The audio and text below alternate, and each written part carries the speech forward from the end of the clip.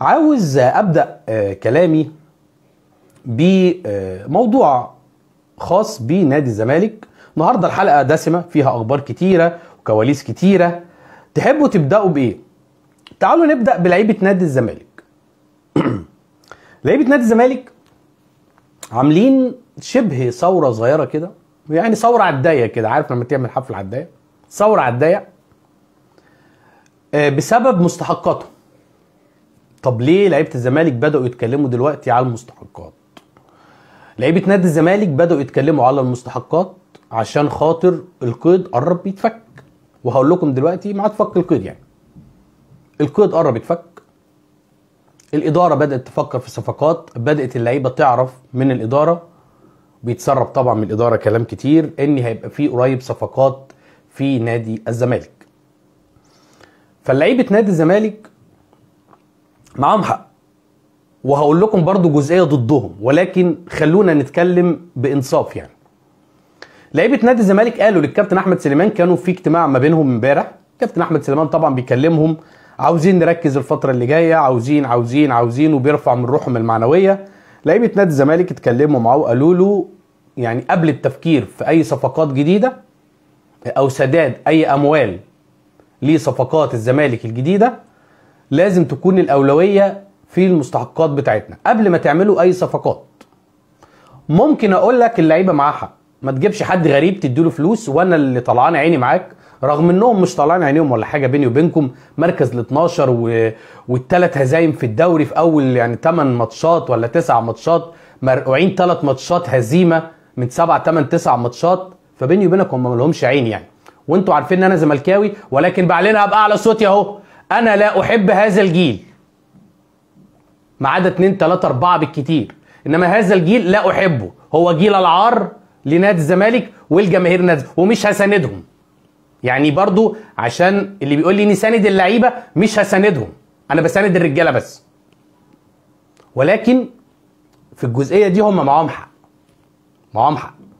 طيب في برضو نقطه تانية، لعيبه نادي الزمالك اللي كل شويه تطلب مستحقاتها معاهم حق، وده حقهم بالمناسبه، وانا لا ابخسهم حقهم يعني.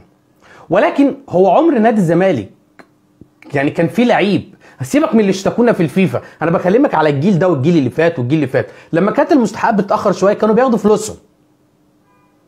تتاخر شهر 2 ولكن كانوا بياخدوا فلوسهم. فالزمالك مش هينصب على حضرتك انت وهو، وقبل ما تطالبوا بالمستحقات خلي عندكم شويه من الاحمر اللي هو العصير الاحمر ده، اللي بيبقى جوه يعني بيبقى جوه اجسامكم، خلي عندكم شويه من الدم واسترجلوا واعملوا نتائج كويسه. احنا اللي هنطالب بمستحقاتكم، وزي ما انت لسانك قد كده في المستحقات، اتمنى تكون رجلك قد كده في البطولات والمكاسب. انما انت زي ما بقولها مره واثنين وثلاثه، ويمكن انا اليوتيوبر الوحيد اللي بقولها باعلى صوت، انني بكره هذا الجيل اللي هم ما عندهمش اي 3 جنيه رجوله. بكره هذا الجيل من لعيبه الزمالك على الوكسه والندامه اللي هم حاطين الفريق فيها. ولكن خلونا احنا زملكاويه برضو، فانا ببقى مضطر ان انا عاوزهم يكسبوا، انما العيال دي ما لهمش عين يطلبوا جنيه. اصحاب المركز ال 12 اللي فاضل لهم يعني مركزين 3 ويهبطوا بقى يلعبوا مع الماظه ومع بهتيم ومع مركز شباب نويبع والكلام ده كله. فقبل ما تطلبوا مستحقاتكم، انتوا وراكم جماهير بالملايين، انتوا وراكم جمهور صابر على البطولات الافريقيه 21 سنه، فخلي عندكم شويه من الدم والحياه. ده اذا كان عندكم جمهور بقاله 21 سنه كان بياخد بطولات افريقيا دي، بينام وبيصحى بياخدها. بقالنا 21 سنه ما خدناش بطولات، ولسانتكم قد كده في الفلوس، والفلوس اللي انتوا بتاخدوها بدون بطولات هو مال حرام ما بتشتغلوش بيه، لان شغلكم في نادي الزمالك والاهلي بطولات. يا فرحتي تعمل لي كوبري، تعمل لي جول، شغلانتكم بطولات، شغلانتكم على منصات التتويج. هو ده نادي الزمالك كده. انا مش جايبك تبقى في المركز ال 12 وتتغلب لي السنه اللي فاتت 7-1، واللي بياخد لي 50 مليون واللي بياخد لي 40 مليون واللي مش هجدد واللي هات لي رجال اعمال. خلي عندكم شويه دم اقل حاجه. ده يوم ما اقول معقول كونفدراليه وتكسبوا لي الاهلي في نهائي الكاس والمركز الثاني في الدوري. مش هقول لك خد دوري لان انت عويل، انت مسكوك زد وانبي والمصري سففوك النجيله لانك لعيب مش راجل، وانا بقولها اهو بعلو صوتي، انتم لعيبه مش رجاله. لعيبه الاهلي والاسماعيلي والمصري والمحله ارجل منكم، ارجل منكم. فعشان تبدا تقول لجمهورك بعد اذنكم اقبلوا صلح مني، كونفدراليه، كاس مصر من الاهلي، المركز الثاني في الدوري، لان انا زي ما بقول لك انت عويل، انت عويل ومش هتقدر تاخد دوري. يلي سففوك انبي وزد والمصري سففوك النجيله، يلي اول 7-8 ماتشات مرزوع 3 ماتشات هزايم، لسانتكم قد كده في الفلوس، وكل يوم ننام دمنا محروق وضغطنا عالي ويتحفل علينا ومتضايقين وانتم عايزين فلوسنا. لا يلا يا روح انت وهو، يلا بقى لما تجيبوا لي بطولات ابقى اديكم فلوس. معلش انا يمكن يعني معلش يعني انا ما اعرفش ابقى زملكاوي في مركز ال 12 واقول لك ادعم اللعيبه، يعني انا اسف، انا زملكاوي بمواصفات مختلفه، انا اسف، واكيد في كتير زملكاويه زيي، انا اسف، انا زملكاوي لازم انام واصحى ببطوله، انما مش المركز ال 12 يا حيلتها انت وهو. فاهم يعني انا بتعصب لما بسمع سيره العيال دي. المهم خلونا نتخطى العيال دي وندخل على كلام جديد. نادي الزمالك صفقاته في خطر.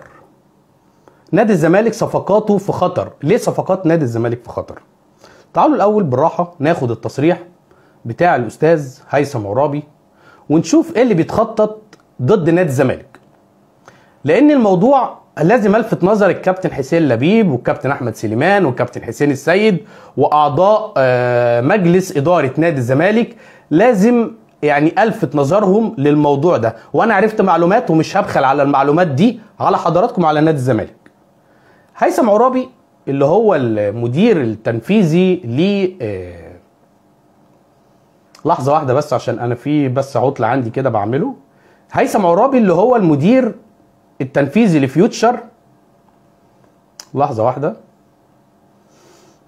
كان ليه تصريحات مهمه، والتصريحات دي هقول لكم. الرئيس التنفيذي لفيوتشر بيقول لك بالفعل توجد مفاوضات حاليا بين كابتن محمود الخطيب وعادل القيعي من جانب الاهلي مع رئيس النادي ووليد دعبس وانا من مودرن فيوتشر بخصوص صفقه عمر كمال. خلال ايام قد نعلن عن شيء جديد بعد انتهاء المفاوضات، ورئيس النادي سيكشف كافه التفاصيل. هل هناك عرض رسمي من الزمالك لضم ناصر ماهر؟ رد قال حتى الان لا يوجد عروض رسميه. ناصر ماهر لعيب مهم، واداره نادي مودرن فيوتشر لن تقف امام وجه اللاعب في التجربه الاخرى. اعتقد لو تم فك القيد في الزمالك سيكون هناك عرضا، ولو لدى ناصر ماهر الرغبه في الرحيل عن الزمالك سيتم احترامها. فكده الاستاذ هيثم عرابي بيقول لك حاجه مهمه قوي، بيقول لك ان عمر كمال في الاهلي، وبالمناسبه عمر كمال وقع للاهلي 3 سنين ونص، وقع للاهلي 3 سنين ونص، عشان حضراتكم تبقوا برضو عارفين التفاصيل قبل ما يتم اعلانها. فالاستاذ هيثم بيقول لك ايه؟ بيقول لك احنا هندي نادي الزمالك ناصر ماهر، والنادي الاهلي هنديله عمر كمال عبد الواحد. ولكن تعالوا اكشف لكم سر في الموضوع ده. ايه هو السر اللي انا عاوز يعني اكشفه لحضراتكم في الموضوع ده؟ عارفين فيوتشر اتكلم مع وكيل ناصر ماهر اللي هو احمد يحيى وقال له عاوز يبيع ناصر ماهر للزمالك بكام؟ تعالوا اقول لكم الرقم اللي جالي. تعالوا اقول لكم فيوتشر حدد سعر بيع ناصر ماهر ب 40 مليون جنيه، لانه اشترى اللعيب من الاهلي ب 20 مليون جنيه، وكمان الاهلي ليه 15% نسبة اعادة بيع. ده الاهلي ليه 15% نسبة اعادة بيع. اعادة البيع ما راحتش للوكلاء والسماسرة وشركة التسويق اللي اسمها جلوبال والكلام الحلو بتاع امام عاشور ده، انا الاسد اهو. عارفين انتوا العيال بتوع الاسد اللي هم بيفكروني بفيلم اسماعيل ياسين المليونير لما عملوا اللي هو الاوبريت بتاع العقلاء، وسعوا من وش اللي هو عنتر عارفين شعرهم منكوش وعمالين يعملوا حركات هبله كده. اقسم بالله العظيم دول بتوع الاسد، يا دول بتوع الاسد. هزعق زي الغول واجعر واقول انا الاسد اهو. والله كل لما بشوف الاوبريت ده بقعد بتخيلهم وهم عمالين لسه بيدافعوا عن الاسد، اللي هم عنبر العقلاء دول. يبقوا اتفرجوا عليها بعد ما تخلصوا اللايف وافتكروا اللي هي الحته بتاعت وازعق واقول انا الاسد اهو. طيب، ف فيوتشر محدد 40 مليون جنيه لبيع ناصر ماهر. اشترى اللعيب من الاهلي ب 20 مليون، 15% اعاده بيع للاهلي. وطبعا الزمالك مستحيل يدفع اصلا نص الرقم ده، 20 مليون مستحيل الزمالك يدفعهم عشان ياخد اللعيب ده. تمام. طيب، نادي بيراميدز محمد صبحي رافض حتى الان لغايه ما انا بكلمكم. محمد صبحي رافض انه يروح بيراميدز وعاوز يجدد مع نادي الزمالك، وده عامل لنادي الزمالك مشكله. ليه عامل لنادي الزمالك مشكله يا عم محمد؟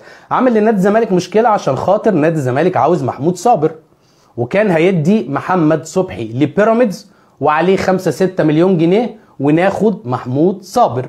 طب محمد صبحي اصلا مش عاوز يروح بيراميدز، قال لك انا قاعد في الزمالك مبسوط. يا عم الحاج عاوزين نمشيك، ده انت بتعمل مراهنات على الفريق ولو اتشاط عليك غساله اوتوماتيك بتدخل. لا انا عاوز اقعد مع الزمالك. في موقف غريب، يعني الزمالك عاوز يسربه وهو مش عاوز يتسرب. طيب الزمالك سأل بيراميدز، يا عم بيراميدز لو ما خدتوش محمد صبحي تبيعوا لنا محمود صابر بكام؟ ردت إدارة نادي بيراميدز وقالت هنبيع محمود صابر ليكم ب50 مليون جنيه. محمود صابر اللي هو احتياطي في زد وما كانش بيلعب في بيراميدز. طيب انا عاوز اقول لك ايه من الكلام ده؟ في برضو حاجه جات لنا خبر جنه.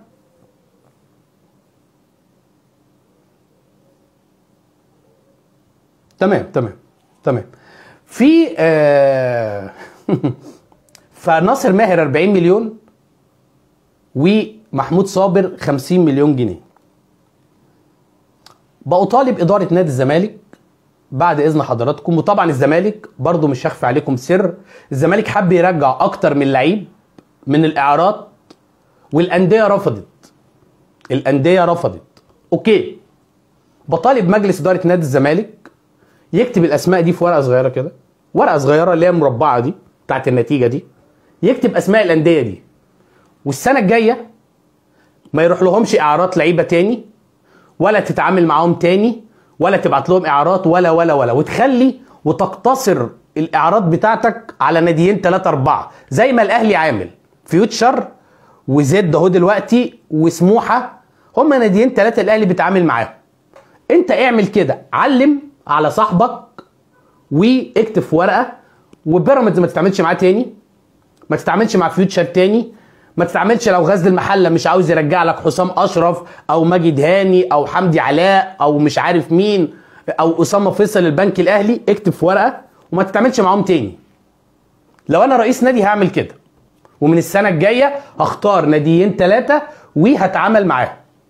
هتعامل مع الناديين 3 دول في الاعارات اللعيبه والكلام ده، ولما احب ارجع. وبعد كده لما تعملوا اعارات للعيبه بعد اذنكم اكتبوا في العقد بند يسمح للزمالك برحيل اللاعب او بعودة اللاعب في اي وقت.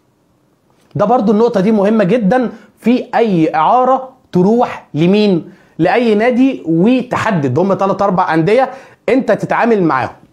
تمام. طيب